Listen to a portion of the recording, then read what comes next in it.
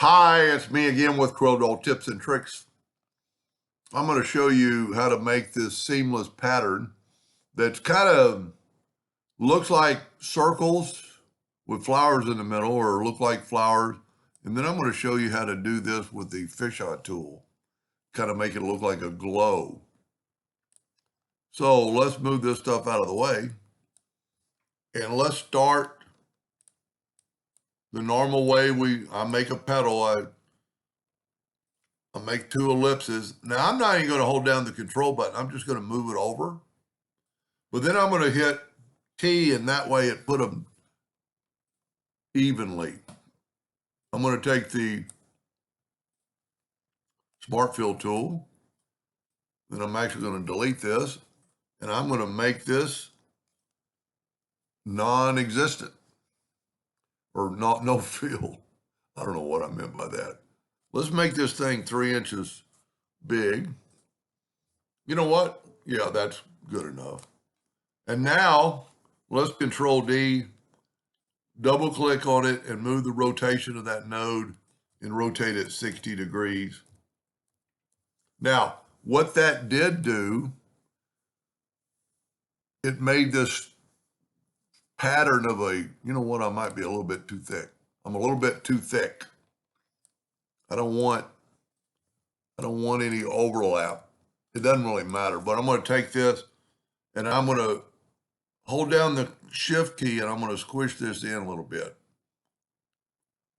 That's harder than you think. I'm not going to hold down the shift key. I'm just going to make it like that. So it's still 3 inches. Control D, click on the X, move it to the node, rotate it 60 degrees. See, now we have no overlap. Now, I'm going to go ahead and group those together. Now, this thing is 3 inches. I don't care that I'm going to have overlap. I'm going to set my nudge factor with nothing selected 3 inches. And I thought I grouped it. And then I'm going to Control D and I'm going to nudge it down. So it put it exactly, you know, I've got overlapping lines, but in this case, it's not going to hurt us. Control D, I don't really want to do that. Control G. But now I'm going to rotate it. For some reason, I want it like this. Now, I need to move. There's really, unless a math guy can tell me, I don't think there's a math, you know, we're five, this was the length. We could make this 6 and see by changing that, you're changing the width. I don't think there's any math. Well, there probably is. I just don't know it. I hit the plus key, and if you hit it on the first try, then you can just Control D all the way down. And it doesn't matter that we're at an angle. You know, we're plenty good. Now I'm going to take it all and I'm going to fill it in with black, and I'm going to take away the outline. Now, and you could make a square out of this, but this is good enough. Control G to group it. I'm going to go ahead and hit P, put it at the center of the page. There's a lot going on, so it takes a while. I'm going to take an ellipse and hit P. As long as we're inside that, we're good. With that circle selected, I'm going to go to Effects, Lens, and go up here to Fisheye, and look at that. Now I'm going to freeze it, and then I'm going to move it out of the way. So let's just delete these so that I don't have so much going on my screen. Now, this ball is less than 20 inches, so I'm going to make it 20-inch nudge. I'm going to take a yellow box, because always the fisheye is going to put white. I'm going to go back a page. There's some white there.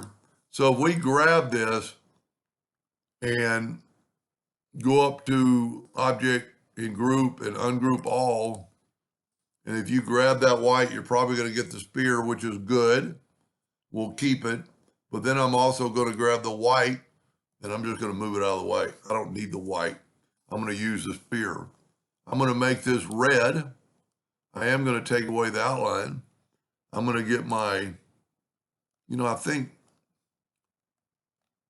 yeah, I had red in the middle, brown on the outside. I just making sure.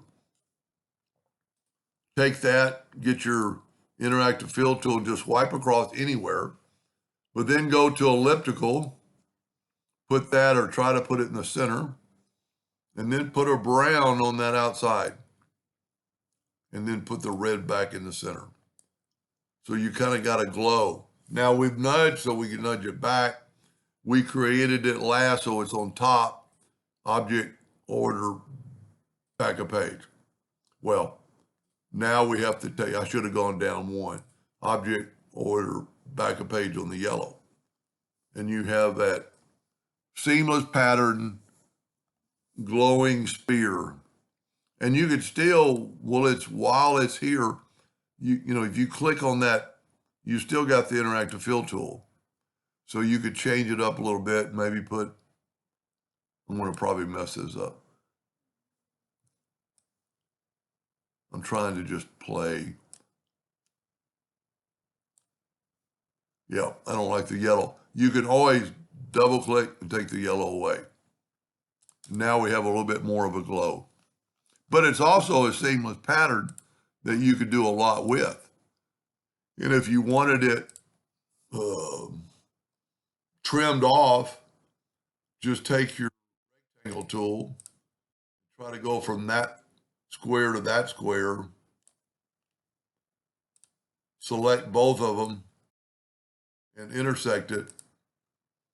And like I said, if there's a lot going on, that's a pretty detailed file. But anyway, it'll intersect it here in a second.